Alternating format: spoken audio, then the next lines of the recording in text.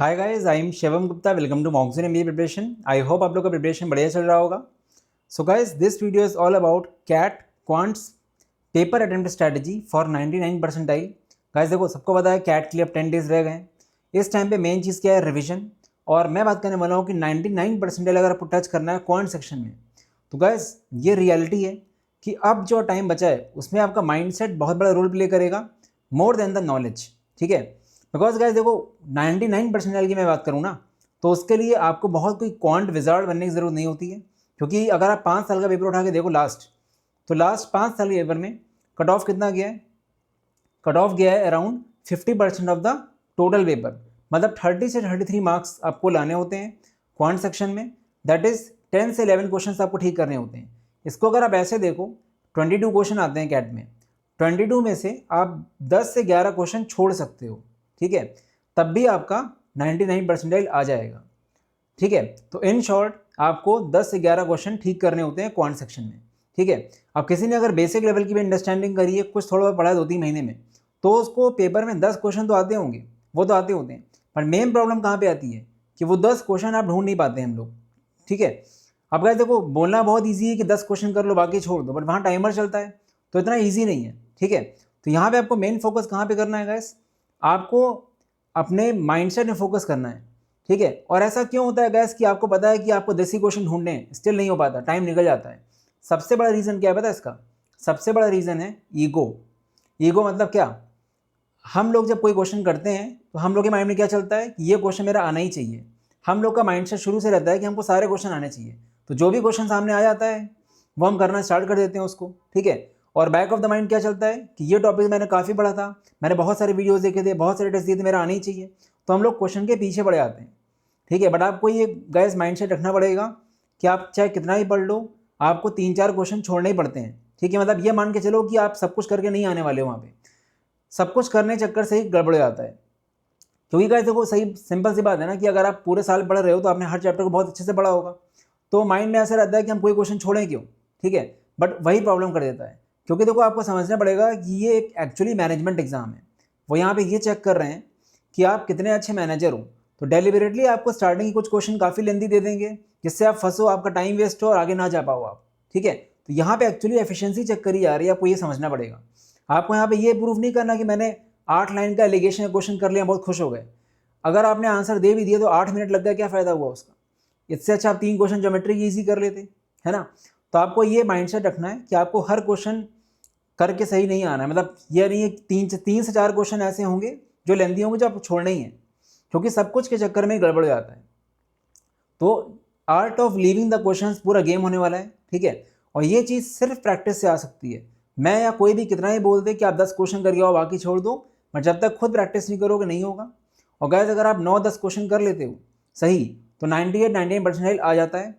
और जिसने भी एटलीस्ट 4 महीना कैट के लिए क्वांट्स पढ़ा है, इतना तो मैं जानता हूँ कि 22 में से 8 से 9 क्वेश्चन या 9 से 10 क्वेश्चन वो जानता होगा।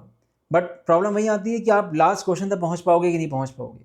और लास्ट क्वेश्चन तक तभी पहुँच पाओगे जब आप क्वेश्चन छोड़ना सीखोगे। ठीक है, तो आज से गाइस 10 दिन तक यही प्रैक्टिस करो। ठीक है, मेन आपका फोकस ये होना चाहिए कि आपको स्टार्टिंग के मतलब टोटल 22 में से 10 से 12 क्वेश्चन आपको सही करने हैं। इसको आप ऐसे बोल दो कि आपको आज से एक ऐसी स्ट्रेटेजी रखनी है अपने सेक्शनल्स में, जिसका नाम होगा मिशन 12। मिशन 12 क्यों बोला मैंने? कि आपको 12 क्वेश्चन ढूंढने हैं। अब देखो, एक्यूरेसी भी तो कोई चीज़ होती है। अब मैं बोलूँगा आपको 10 क्वेश्चन करने हैं, खाली 10 के 10 सही थोड़ी हो जाएंगे। अगर आपको 10 क्वेश्चन करेक्ट करने हैं तो कम से कम 12 क्वेश्चन का टारगेट रखो। मतलब आप 10 क्वेश्चन छोड़ दो, ये सोचो कि हमको 10 क्वेश्चन छोड़ना है, 12 ही क्वेश्चन करने हैं मुझे। तो पहली प्रायोरिटी में कैट एग्जाम में भी आप यही सोचना कि आप सेफ साइड के लिए पहले 12 वो क्वेश्चन उठा लो जो आपको आते हैं, जो आप कर सकते हो। उसके बाद फिर बाकी क्वेश्चन जो आपने मार्क फॉर रिव्यू किए वो करो।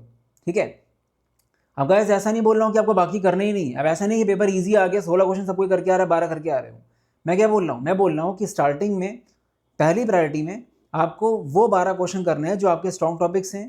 और सोचो, एक बार आपके 8-9 क्वेश्चन के आंसर आ गए ना, टफ क्वेश्चन भी आपसे हो जाएंगे, पक्का बता रहा हूँ मैं। क्योंकि गाइस ये होता ही है, जब स्टार्टिंग के कुछ क्वेश्चन आपसे हो जाते हैं ना, तो कॉन्फिडेंस आता है, फिर हम बाकी क्वेश्चन भी कर लेते हैं। और यहीं पे अगर स्टार्टिंग के टफ क्वेश्चन में फंस गए, आप पहला क्वेश्चन में फंस गए, सेकंड में फंस गए, थर्ड में फंस गए, तो फिर आप डीमोटिवेट हो जाओगे। फिर आपको ईजी क्वेश्चन में भी कन्फ्यूजन होगा कि ये कैसे होगा।